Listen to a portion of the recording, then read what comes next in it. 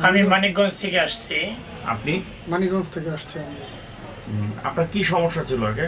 আমার সমস্যা ছিল, আমি গত মার্চের 3 তারিখে আসছিলাম। তার পূর্বে আমি ঠান্ডায়, অর্থাৎ কথা বলতে পারতাম না।